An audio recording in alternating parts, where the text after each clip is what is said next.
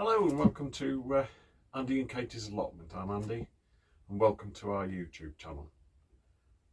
For those of you that haven't visited our channel before, it's just I suppose a vlog really of how we're starting an allotment from scratch.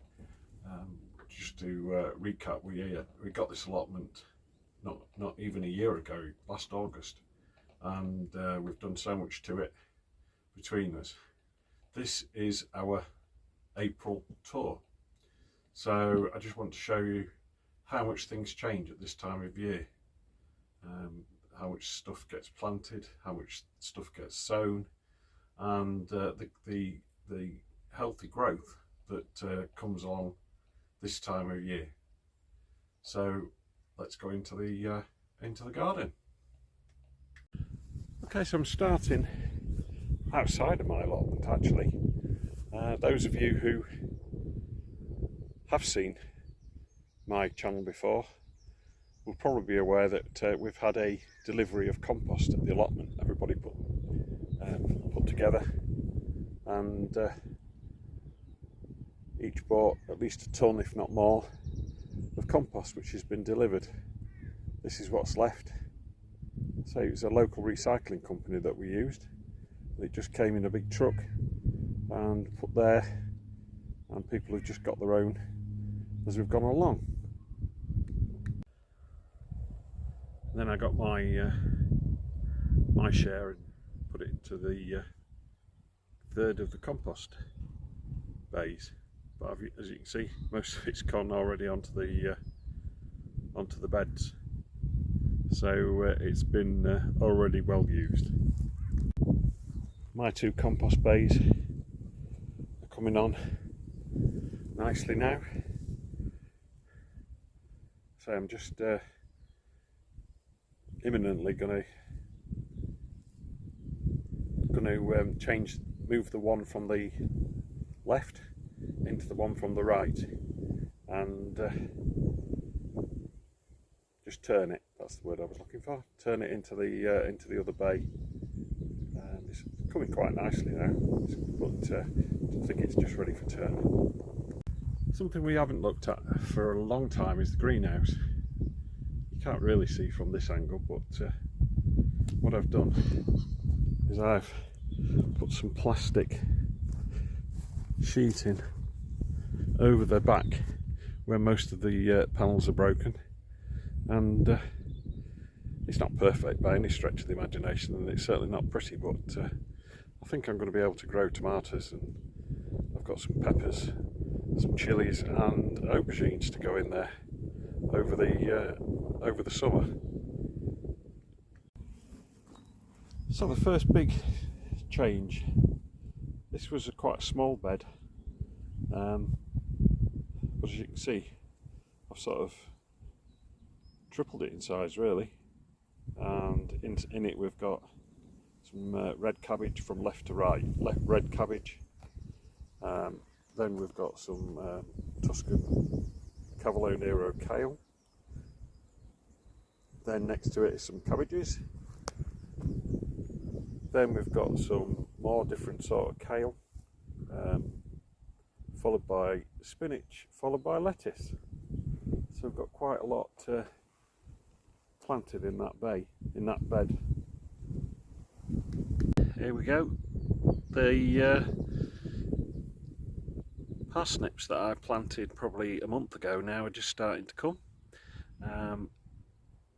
All nice and healthy by the look of it. So hopefully we'll get a couple of nice rows of parsnips. This bed, as you can see, needs weeding quite heavily. Got this horrible thing called horsetail that you can see by the look of it why it's called horsetail, and it just spreads all over. It seems to be in this row of beds, so it must be a something that is prevalent in this area of the allotment. These are the broad beans that I planted, the really leggy ones, and what I did rightly or wrongly, you can probably see on that one there that I've chopped the top off. They all started to come from the bottom, and I know they are multi-stem plants, so you're not going to kill them by taking off the lead growing tip. So what I've done is I've took that off just to stop it from dragging along the ground and possibly rotting. So as you can see, they're all coming from the bottom now, coming on quite nicely. Here I've put like a trellis up for the peas. They're coming along quite nicely. I'll show you them in a minute. But basically I've put some string along the bottom just for them to grab onto, and then when they really start to romp away in another few weeks as the weather gets warmer, they should start to grip onto the bottom string of the green.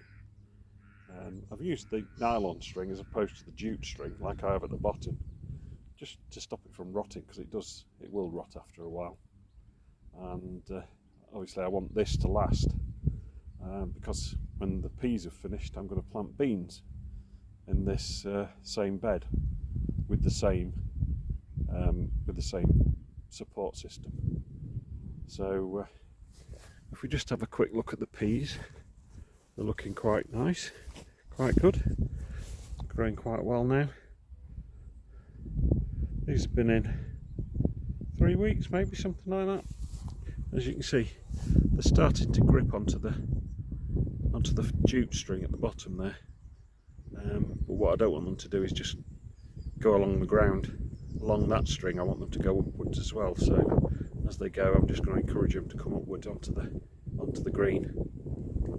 This is another bed that I've just planted up today. It's a brassica bed, as you can see. Nearest to the camera, I've got some cabbages in, some different cabbages, some Savoy cabbages. Those sometimes they'll work this time of year, but sometimes they may get eaten. Some people say it's better to grow Savoy cabbages later in the year, but they were available at the garden centre, so I got them as plug plants. I'm just going to see how they go. Further up the bed, moving away from the camera, is some all year round cauliflowers, and then after that is some kale, and then I've put in some of my own plants that got quite leggy and don't really look that great, but I'm going to see how they go. We've got some Calabrese plants at the end there, so we'll see if they take and catch up. As you can see, I've put this netting over the top, keep pigeons off, keep the pheasants. We have a lot of pheasants on this allotment because they breed them for shooting around here, and so there is a lot, particularly at this time of year. And obviously little seedlings like that are an easy supper for pheasants. So I put the green netting over the top to deter them. Obviously it won't deter slugs, but just for those of you who going back wondered what the white on there is. It's not slug pellets as such. What it is it's wool pellets to deter slugs. It's just putting a barrier between them and the plants. I'm not a fan of traditional slug pellets, because other things that aren't meant to eat them can eat them as well, like hedgehogs, and hedgehogs, you know, are obviously good for keeping slugs down, so you don't want to be killing those. And they are deteriorating numbers of hedgehogs as it is. So I just wanted to point that out, that on there is wool. I just got it from the garden centre. So and then as it gets wet, it then expands and it's just a barrier around each plant. Whether it'll work or not is yet to be seen.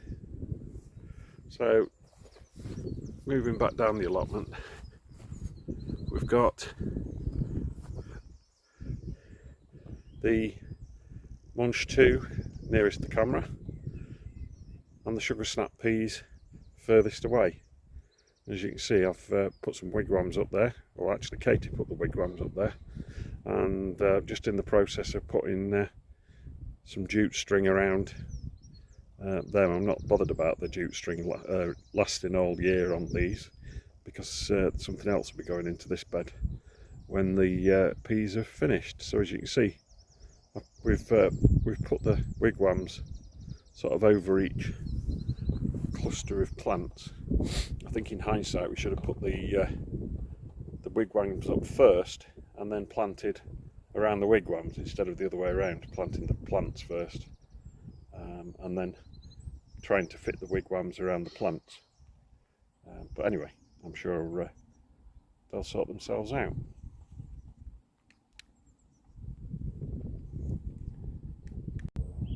Again, those of you that have followed me for some time will have seen the video that I did on pruning these apple trees. I've got 2 apple trees, quite old ones, and they had just been left to do their own thing for years, I think, not been looked at all. And January time, got my saw and really took them back to try and get the air through, to stop disease, because a lot of the ones a lot of the apples that came in the middle of the trees last year, they just went mouldy because you just couldn't get to them. Whereas now you can see, you know, there's quite a lot of blossom on there, so hopefully that blossom will set. And in fact, I can already see some of them setting now. As I'm talking to you, I can see that they're starting to set as apples. So hopefully that's done the trick, and we'll get some apples in the autumn. So I've got lots of fruit bushes at this corner of the allotment, and to my left, most of these are gooseberries, but then the ones furthest away from the camera are red currants, and they're just starting to flower. Well, they've got buds on them now, so they should be ready again in the autumn, and got quite a few off them last year, even though they hadn't been pruned or looked after in any way. And then some more gooseberries there. Those are quite unusual, more unusual ones, because they're a red gooseberry, and supposed to be really tasty, although I'm not a massive gooseberry fan. And then if you look past the radishes in the bed there, there's another 2 or 3 decent sized gooseberry bushes. So I think we may be making jam this year.